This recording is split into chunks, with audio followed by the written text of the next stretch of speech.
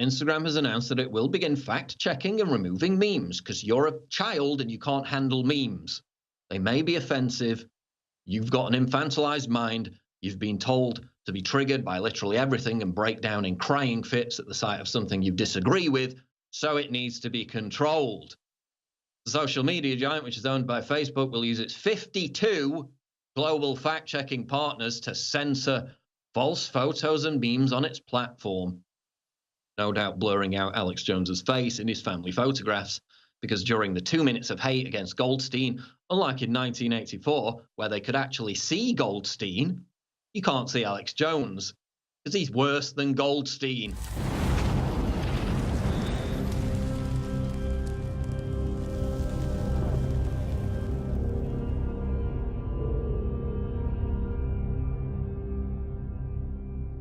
One of the solutions to all this flagrant social media censorship right now, well, for the moment at least, is an app called Telegram.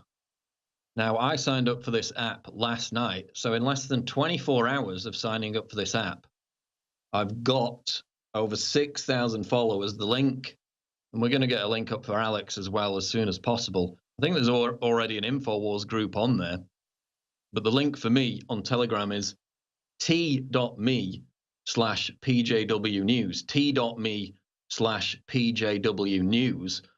So you can go there, you can download the desktop application, and you can download the app on your phone. And it's basically like what Twitter was in 2014, 2015. Fun. You can say whatever you like without fear of getting banned. And the reason for that is that it's owned by two Russians. And what a pathetic commentary that is on the state of free speech in the West, that the fact that one of the last remaining social media platforms available where you can have actual free speech is owned and run by Russians. Interesting that, isn't it? Similar to the VK website, which I don't even use anymore, but it's like the Russian Facebook. Never got banned on that. I'm thinking of downloading Weibo, which is literally the communist Chinese social media app. Probably be all right as long as you don't criticize the communist Chinese government. So a bunch of people who've been completely banned by every other social media network joined Telegram within the past few days, and their follower rates are absolutely skyrocketing for the limited time they've been on there. And guess what the Daily Beast did in response? They wrote an article demanding that Telegram ban these people. Headline: Laura Loomer and Milo Yiannopoulos find life after Facebook on Telegram. Will Sommer, who is basically the king of deplatforming. After Facebook cracked down on right-wing extremists last week, many of the far right's loudest voices found themselves gravitating towards what appears to be their next digital home, an encrypted messaging app previously known as a haven for terrorist recruiters. So if you've used Telegram, you must be a terrorist recruiter, right? In the first paragraph, they smear the users of this app, who have been silenced on everything else, in the same breath as terrorist recruiters. These are the dirty smear merchants. This is what they do. Telegram is a platform that allows users to offer short, public-facing posts akin to a Twitter profile page. God forbid. This universe of users is much smaller, however. Well, doesn't look to be that small given the amount of followers they've got in 3 days. Its user setup makes it harder for one to grow a following. Really? Well, I've grown 6,200 followers overnight, so it's not too bad. But for the purposes of those banished from the established platforms, figures like anti-Muslim activist Laura Loomer, right-wing provocateur Milo Yiannopoulos, the platform's channels, have had to do the trick.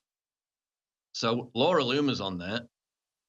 Very interesting feed that Laura Loomer's got today. If you want to talk about how social media silencing completely ruins people's lives, then that seems to be what's happened in the case of Laura Loomer, unfortunately. Everybody should hold her in their best wishes. So Telegram is really popping off. It's like Twitter was 4 or 5 years ago. It's actually fun, and you can put your content on there without fear of being banned. Nobody's been banned yet, as far as I know, that's been prominent, so that is a good way to go in terms of at least maintaining some kind of voice online. Now, of course, Alex was talking about this story before the break. It's up on summit.news. Instagram to fact check and remove memes. Instagram has announced that it will begin fact-checking and removing memes because you're a child and you can't handle memes. They may be offensive. You've got an infantilized mind. You've been told to be triggered by literally everything and break down in crying fits at the sight of something you disagree with, so it needs to be controlled. The social media giant, which is owned by Facebook, will use its 52 global fact-checking partners to censor false photos and memes on its platform. No doubt blurring out Alex Jones's face in his family photographs, because during the 2 minutes of hate against Goldstein, unlike in 1984, where they could actually see Goldstein, you can't see Alex Jones, because he's worse than Goldstein. Instagram is taking those fact checks and applying them to the same false photos and memes on its platform, according to the report. A meme isn't a statement of fact. In what universe do you need to fact check a meme, you authoritarian bastards? This is the level of control that they want. They're not content. They just keep going. Memes deemed factually incorrect will no longer appear under tabs where they can be discovered by random users, and that's the entire point. So you're always preaching to the choir, even if you've got a platform remaining on Instagram, only the people who choose to follow you can see what you post. You'll never appear under the other tabs. So new users, random users, will never see your content. The Poynter Institute, which partners with Facebook, and this is where the article came out about this, recently had to shut down its own database highlighting unreliable news sites after discovering inconsistencies between sources used to build the database in its final report. So the database which they built to target and highlight unreliable news sites was unreliable. So you can trust them. So again, the Poynter Institute is like NewsGuard. It's like all these other fact-checking websites like Snopes, which is literally a far-left blog run by a cat lady and somebody who was accused of embezzling a bunch of money, but they're trustworthy, they're credible, you can trust them. Literally a mouthpiece for the Democratic Party, but they're neutral.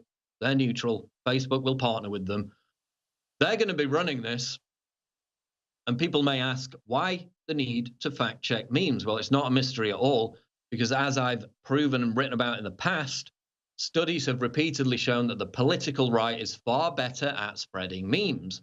Of course, one of the reasons for that is that memes are generally a little bit offensive, a little bit cheeky, a little bit mischievous, and the political right is quite prepared to do that, not the left, because they're permanently walking on eggshells, because, you know, anything humorous, anything satirical that isn't Orange Man bad might transgress some politically correct thought crime.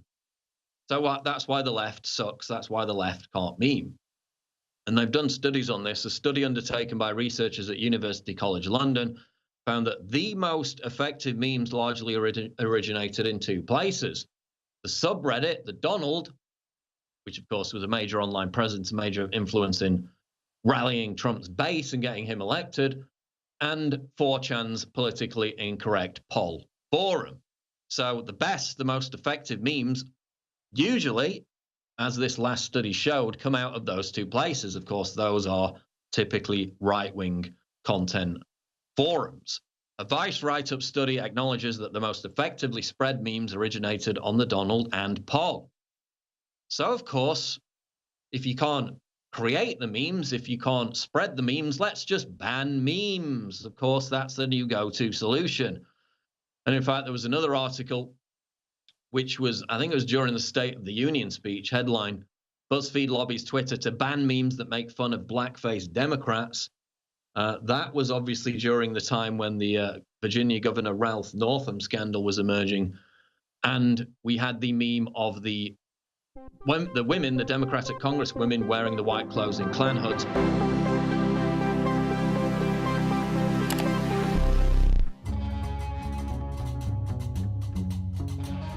DNA Force Plus, our most advanced formula yet. DNA Force Plus is focused on overhauling your body's cellular engines and supporting your optimal energy levels while adapting your body to handle the daily bombardment of toxins. DNA Force Plus contains a combination of the best adaptogens on the market to help your body adapt and bend, not break. Hand-picked adaptogen herbs help protect your body on a cellular level. It's time to try the newest version of one of our most powerful formulas yet with DNA Force Plus.